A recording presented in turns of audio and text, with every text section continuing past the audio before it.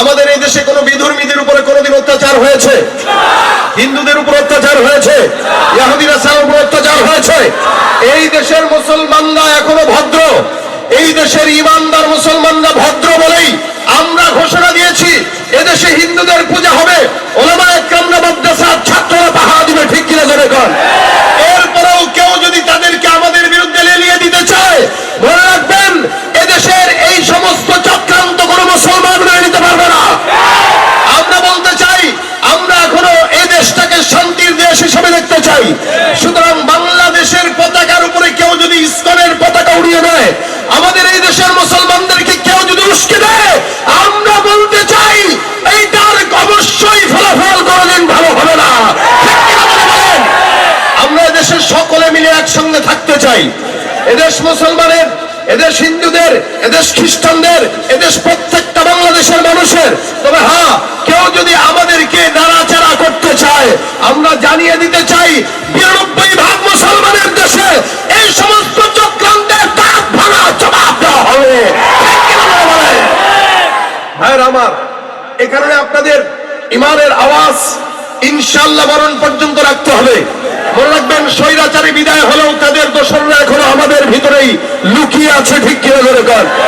আগের দল ছিল ভিন্ন, এখন তারা তাদের কার্যক্রম হাসিলের জন্য দলের পরিচয় ভিন্ন করে আবার আমাদের ভিতরে ঢুকে তারা তাদের কার্যক্রম চালিয়ে যাবে। সুযোগ দেওয়া যাবে। করতাম আমি আওয়ামী লীগ, এখন করি বিএনপি। করতাম আমি আওয়ামী লীগ, এখন করি বিএনপি। আগামীতে হতে পারি যদি একজন এমপি।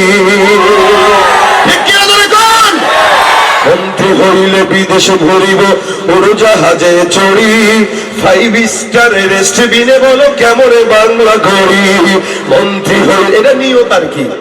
এখানে কিছু মুনাফিক আছে যারা ওই দল থাকে ওই দলের সভাপতি হয়, আবার পরের দল আসলে পরের দলের সেক্রেটারি হয়।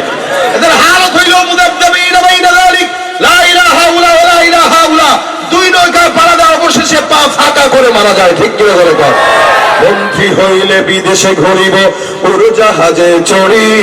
5 স্টারের রেস্টুরেন্টে বলো কেমনে বাংলা গড়ি। বাংলাদেশের মূর্খ জনতা বুঝিতে চায় না কিছু।